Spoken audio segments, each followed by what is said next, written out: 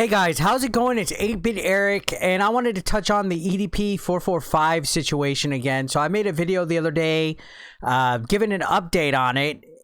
Both Chet Goldstein's and EDP445's YouTube channels have been completely terminated off of YouTube. So they don't have any channels. I believe even the secondary channels of the Predator Poachers is long gone as well. So they're off the face of YouTube, and I believe EDP is also off of Instagram the last time I checked. Now, my last video I mentioned that I'm kind of loosely following this story just because it's literally everywhere. His face is everywhere all over the internet. You can't escape it. It seems like no matter what you do, where you look, on your homepage, even on news websites, there's EDP news about this sting. This is actually a really big story because he's a very, very popular YouTuber that got busted in a sting, and we'll talk about the sting and my thoughts on it again, that went and exposed him for trying to meet what he thought was a 13-year-old girl. And of course, it was a decoy. It was a fake, I guess like an expose that they were trying to get him caught in the act. And it just basically went wrong. If you followed the story, if you're already quite aware of it, I'm sure you guys know exactly what happened with the whole situation where the people trying to catch him basically handled the situation wrong. First of all, they didn't get his license plate number ahead of time.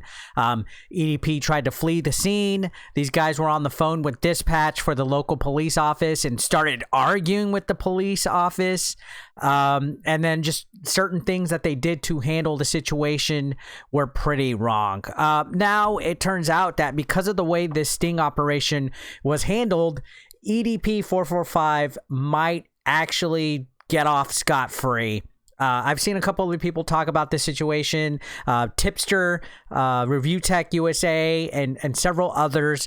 Honestly, if EDP was to get away scot-free from the situation, I wouldn't be surprised just because of the poor handling that Chet Goldstein and his channel, the Predator Poachers, kind of messed with this situation. It seems like a lot of these YouTube channels now, there used to be prank channels that were very rampant and everywhere, but now it seems like you have all these predator catching channels that are gaining traction. And while I do appreciate them exposing people as predators and catching them and stuff, if they're not handling it the right way, if they're clearly in it for the views and for the money, not to actually do the right thing, then that's where it kind of starts to be a bit of a gray area. Honestly, it's kind of disgusting what they were doing as far as things go now. Like, they're putting this exposure video behind a paywall. If you go to their website, they're actually charging something similar to like a Patreon or something for full access to this video and to all of their other sting videos and stuff. So they're actually paywalling exposing pedophiles. Could you imagine if the police did this?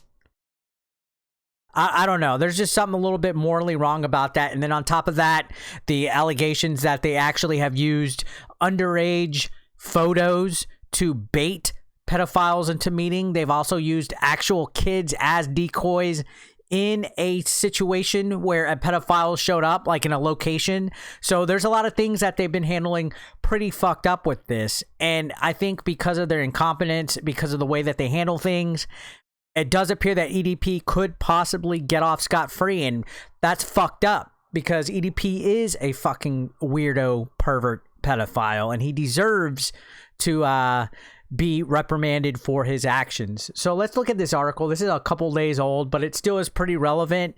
To my knowledge, there was an investigation happening with this event from the police department and stuff, but there's still a lot of gray area, especially with what happened and what went down.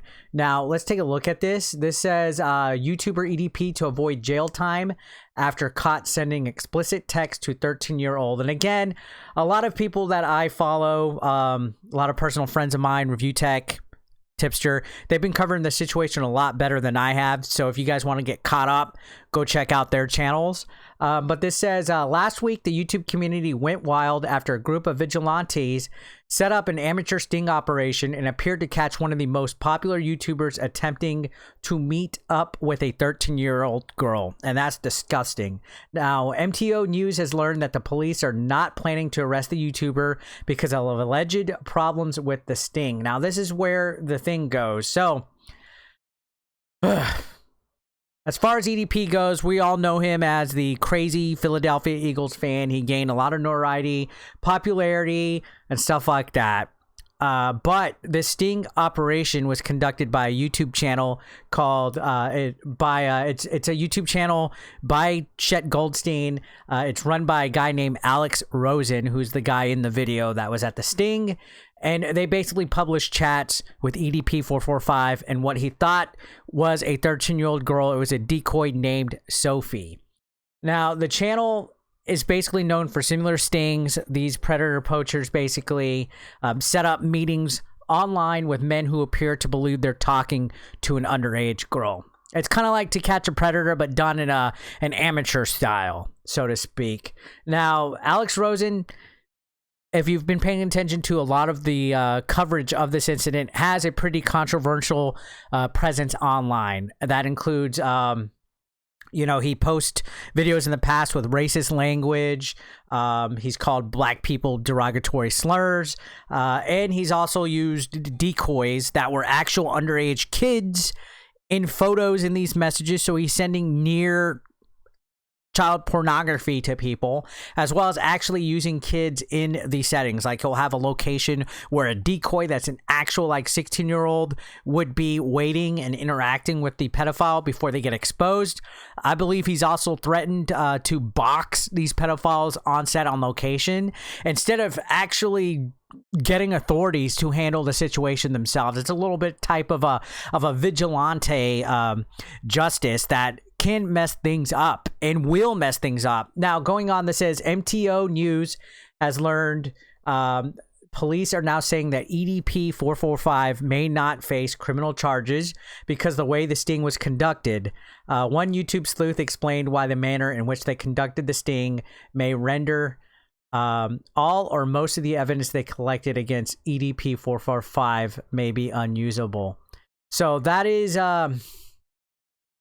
I guess, because of Alex Rosen's incompetence, the way that he handled things, stuff like that, this might get thrown out, especially if EDP lawyers up pretty good. Now, EDP has been radio silent since then.